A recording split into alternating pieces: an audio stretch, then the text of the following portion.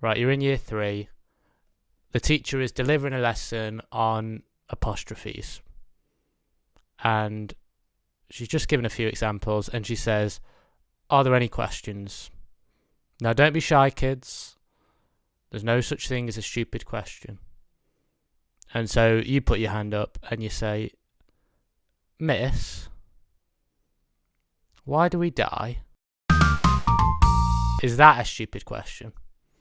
I wish I could go back to school and test how a teacher would react to that. Because I don't think it's a stupid question in and of itself, but it's probably stupid to ask it in that moment. It'd be like a journalist interviewing the Prime Minister, and they've only got 5 minutes, and they go, here's a question for you, Boris.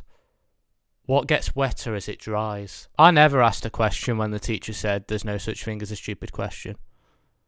Because I was worried I'd ask a question so stupid that even given the fact that the teacher's just said there's no such thing as a stupid question, my question would still be considered stupid. It actually put more pressure on the intelligence of the question. Like a lot of questions I ask are stupid. Like genuinely stupid. Like when I first moved out from my mum's when I was 18 and I went to uni, I had no idea how to like cook or clean or anything. Like my mum had always done everything. I never asked how to do stuff, which was probably bad of me. And then, so when I was at uni, I was constantly texting my mum. I must have texted her every week asking what the difference between non-bio and bio washing detergent is. Still don't really know. Asked a lot of stupid questions through the internet. I've probably searched how to chop an onion into an incognito tab on Google Chrome maybe 15 times. But the interesting thing there is how ashamed I was to ask that question. Because I guess I'd be afraid that someone would find out that I didn't know that. Like, I don't even watch porn in an incognito tab. One, the ad blocker extension I have doesn't work in incognito, and I don't need a larger penis in the next fortnight. Thank you very much. And two, I don't really care. People could find out what porn I watch, then that's fine. But if they discovered that I'd once asked Google what a bell pepper is, then I might as well never show my face in public again. But ask yourself this question, which might be a stupid question. Why do you care whether people think your questions are stupid? Because you got to learn something for the first time at some point. No one has innate knowledge of how to chop an onion, or where the fibula is located, or who Marie Antoinette was. I don't even know if I said that name right. That's how dumb I am. But people learn stuff at different times. But then someone will laugh because someone doesn't understand a reference or has to ask what it means. I can't even think of a reference that I don't know because I would know it and then I wouldn't have to ask it. But say it's like the Vietnam War, and like people are talking, I don't know who talks about that. This is a terrible example. But say the Vietnam War pops up and someone goes, What was the Vietnam War? What were they fighting over? Everyone else looks at that person like they're an idiot. Do you know what the Vietnam War was? You probably do, but we're not all bookworms. Some of us were fucking fingering instead of going to history. I wasn't. I know what the Vietnam War was, but I didn't know that much about fingering.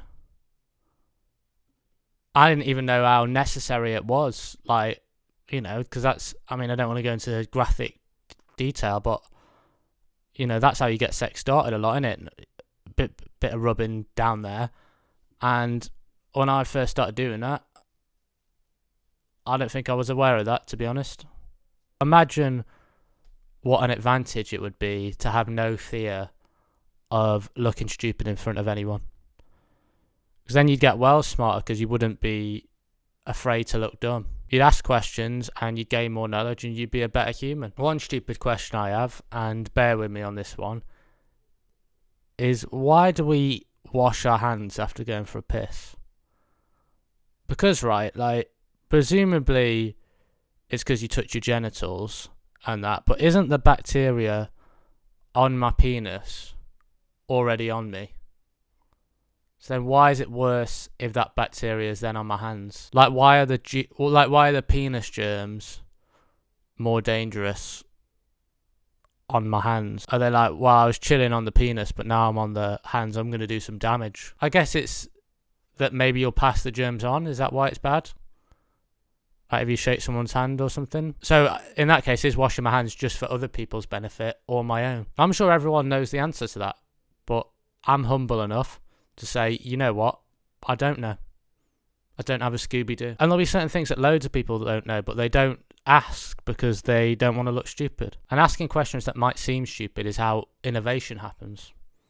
That's what all the top entrepreneurs did. They weren't afraid to ask stupid questions. Mark Zuckerberg didn't get to where he is today by knowing everything. He's where he is because he wasn't afraid to ask stupid questions. He asked the question, could I make billions of pounds by getting everyone addicted to a platform that makes them sad? Turns out the answer is yes. Jeff Bezos asked, could I get people to work in soulless, meaningless, underpaid jobs in order for me to afford to fly into space?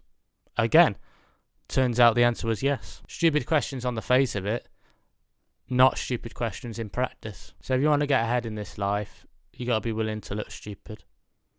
You got to ask stupid questions because those stupid questions could have answers that change your life. Remember, the only real stupid questions are the questions you don't ask. See you next time.